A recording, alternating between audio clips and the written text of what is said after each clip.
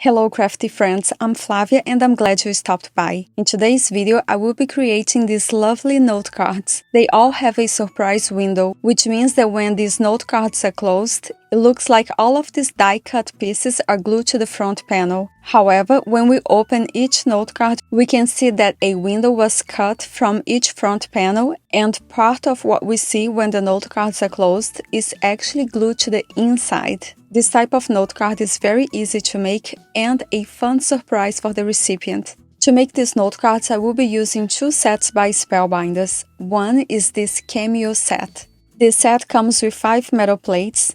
One is a Lotto frame, which I will be using to cut out a window from the front panel of each note card. We also get a Cameo silhouette, flowers, leaves, and a scarf. I will also use the Spellbinders Mini Everyday Sentiments Glimmer Hot Foil plate and die set. I will begin by hot foiling some of these sentiments using a piece of gold foil. On my first attempt, I placed the metal plates directly to the glimmer machine, then I placed the gold foil, the white cardstock, and the 2 plates that came with the machine on top. After that, I ran it through my die-cut machine, and this is what happened. Because I was being too lazy to tape my metal plates in place, they all shifted as I ran it through my die-cut machine. So, on my second try, I decided to take my time and tape each metal plate to my cardstock and then slide a piece of gold foil under it. Notice that the golden side is facing up and touching the metal plate. That is what we want. The back of this foil is gray and it should be facing or touching the paper, while the pretty side, the golden side in this case, should be touching or facing the metal plates. Once I'm done taping everything in place, I will flip this panel and place it on my glimmer machine.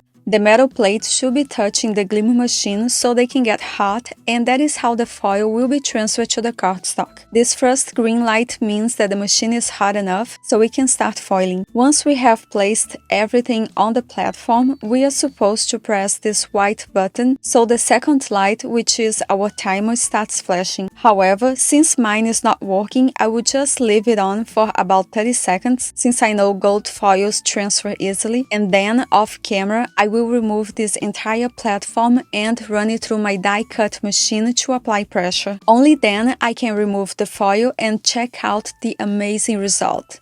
Regardless of the type of foil or cardstock that you use, overfoiling can happen, but that doesn't mean that your project is ruined. When it comes to foiling, there are 3 tools that I'm always reaching for to help me remove some overfoiling when that happens. The first thing that I reach for is a clean brush. We can remove a lot of overfoiling by simply swiping it off with a clean brush. When that trick doesn't work, my next tool is a sand eraser. A sand eraser will remove most overfoiling, and it is definitely a must-have tool if you do a lot of hot foiling. I'm not showing it in this video because I forgot since I didn't get any major overfoiling today, but I will have it listed in the supply list in the description down below. Another eraser that I love to use is this one. This is a glue eraser and I use it to remove any adhesive that was transferred from the tape to my cardstock. And now, using the metal plates that came with the hot foil set, I will die cut all of my foiled sentiments. I'm using those same pieces of tape that I use for hot foiling to make the most out of it. I also used the same metal plates to cut out some extra white pieces that I will adhere to the back of each sentiment strip so they have some dimension. I added 3 more die cuts to the back of each sentiment strip, but you can definitely skip this step if you do not like adding dimension to your note cards. Here is a closer look at some of this sentiment strip. I made more than what I needed, and that is so I could have some leftovers for future note cards. And now that I have my foiled sentiments ready, let's now work on the base for these note cards.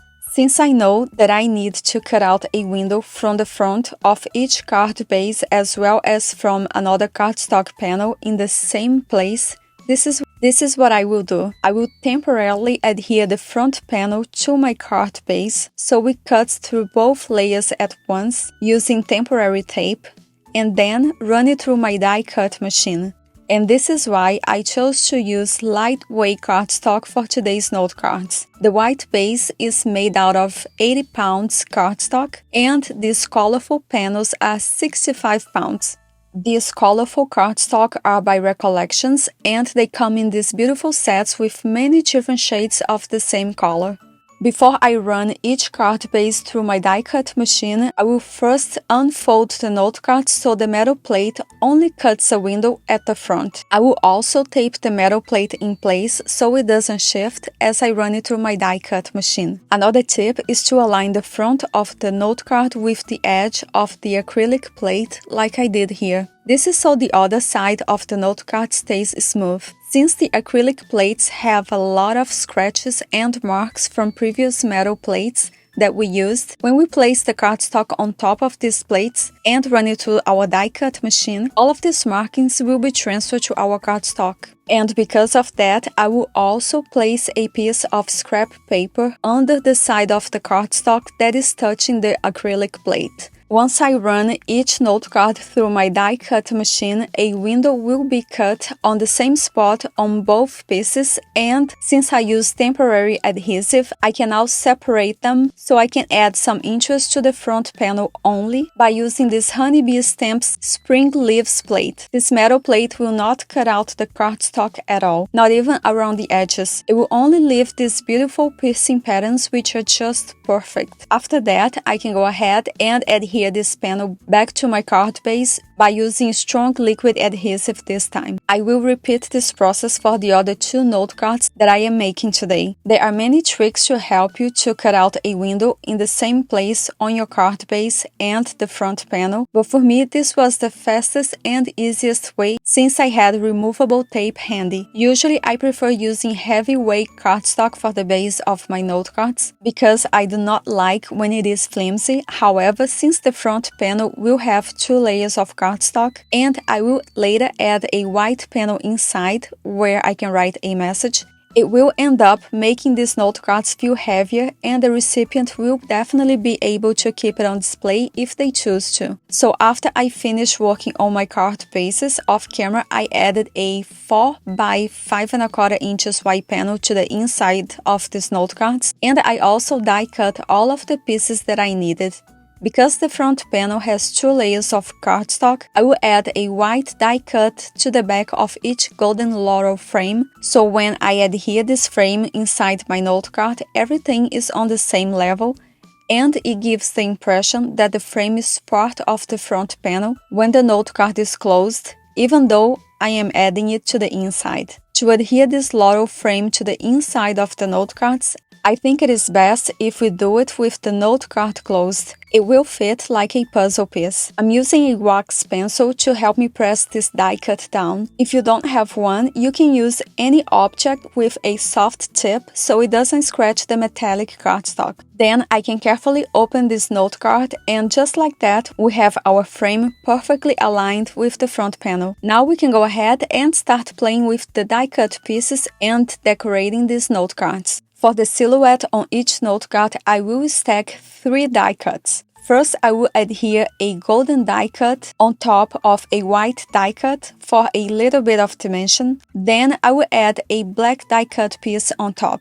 But this time, I will offset it just a little bit so part of the golden die cut shows, just like this. Then I will glue this silhouette right in the center and add a golden scarf. Self-lock tweezers like this one are a very handy tool to have when working with small die-cut pieces. For this note card, I chose the sentiment strip Hello Sweet Friend, and I will add a pink flower to her head and a few yellow flowers around the sentiment strip. I think that it is easier if I adhere the leaves to the flowers before adding them to my note card. Another option is to add just a tiny amount of glue in the center of the flower and then tuck in the leaves. I will also create a matching envelope by adding the same flowers to the flap of an A2 size white envelope. To add some sparkle to these flowers, I will go over them with my Spectrum Noir Shimmer Pen, and using Gina K Connect glue, I will add flat back gems to the center of each flower. These gems are by Pretty Pink Posh and they are very shiny in person. For the second note card, I chose the sentiment Sending Birthday Wishes, and this time I will add some lilac flowers to the laurel frame. Actually, it looks like I'm gluing it to the frame, but in reality, I'm gluing these flowers to the blue panel, right in these small sections between the golden leaves. I will also go over these flowers with my Spectrum Noir Shimmer pen to add some sparkle, and then add those same flat back gems to the center of each flower. I ended up making 3 surprise window note cards, and I will give you a closer look at all of them now. When Spellbinders first released this set, I tried to resist it, and I did, until I just couldn't anymore. This is definitely one of my favorite die sets, as it allows us to create very simple yet elegant note cards for many different occasions. If you like this video, please give it a thumbs up and consider subscribing to my channel so you do not miss the next one. If you're interested in the supplies that I used today, I have them all listed in the description box down below. For more information and pictures of these note cards, make sure to visit my blog. I appreciate you spending this time with me, and I hope you have a wonderful day. Take care and see you again soon.